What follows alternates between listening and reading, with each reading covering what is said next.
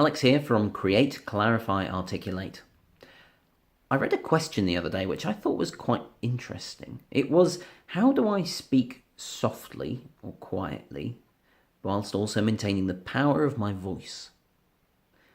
And I thought this was a very relevant question these days because we often interact with people online in webinars or Skype or recording a podcast. And we have a tendency to speak quite quietly in those situations.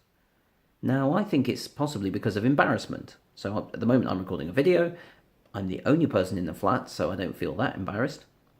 But if there was someone in the other room, even someone that knows me well, when I'm talking to myself, basically, I kind of feel embarrassed. And as a result, I'll speak a bit lower maybe than I would if I was in a presentation with a lot of people in front of me. And I think that there are three things I can say about speaking quietly but maintaining the good qualities of your voice. And the first of these is something you shouldn't do. It is, don't stop breathing. Dun, dun, dun. There's monkeys on the sea. I don't know what the lyrics to that song are, but don't stop breathing. When you speak quietly, there's a tendency sometimes to forget to breathe. Now, this seems a bit silly, really, like we breathe all the time. But the thing is, if I'm giving a presentation in a room full of people, I'm going to be using my voice at this sort of level, and my breath will last for maybe a little while, but then it's going to run out, and then I'm going to be able to tell that I really need to breathe, so I'll breathe. Fine. But if I'm speaking quietly, even if I haven't taken a big breath, I can speak for quite a long time without even feeling that need to breathe. I can speak for even longer than this, really, and there's no kind of feeling in my chest that I need to breathe, except maybe now I really kind of feel, okay, yeah, I've run out of breath. And that is what can sometimes happen when we're speaking quietly. We forget to breathe. But you should be breathing kind of the same amount that you would be in a presentation. You shouldn't be using up all of your breath when you're speaking quietly. So if you're not familiar with breathing techniques, you should check out a blog post that I wrote a couple of weeks ago called, I think it's called, Have You Been Breathing All Wrong? Or something. But you can find that on the website. Now, the second thing is also something you shouldn't do. You shouldn't fall back on vocal fry. Vocal fry is this. It's a very fashionable thing at the moment. I'm not really sure why, but it involves using your vocal cords in slightly a bit of an unnatural way.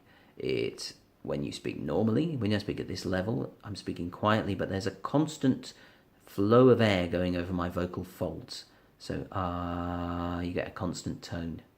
No, with vocal fry, you're not giving enough air across your vocal folds, so you get this kind of croaky feeling because it's kind of stopping and starting the vibrations of the vocal folds, and it's not great to listen to. It's quite popular these days, particularly on podcasts where people have microphones right in front of them and they want to speak quietly, so they talk like this.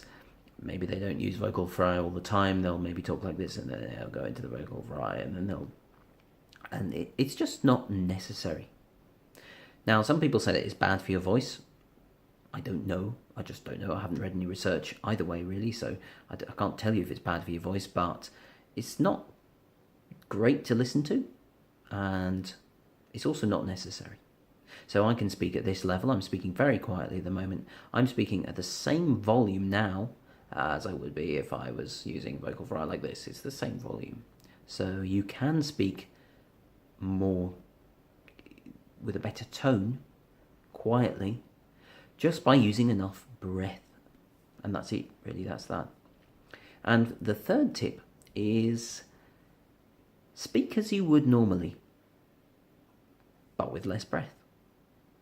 So if you know about good vocal technique, and you can find that out on Create, Clarify, Articulate, if you haven't already, you use your voice in the same way when you're speaking quietly as you do when you're speaking loudly.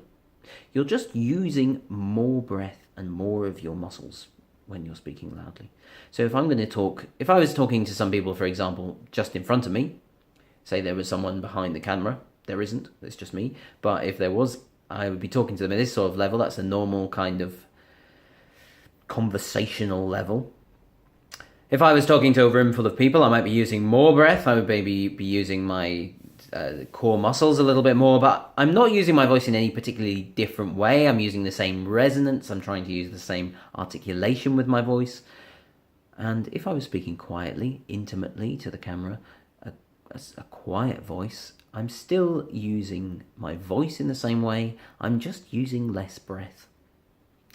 So those are my 3 tips for speaking softly while also maintaining the good power and tone of your voice.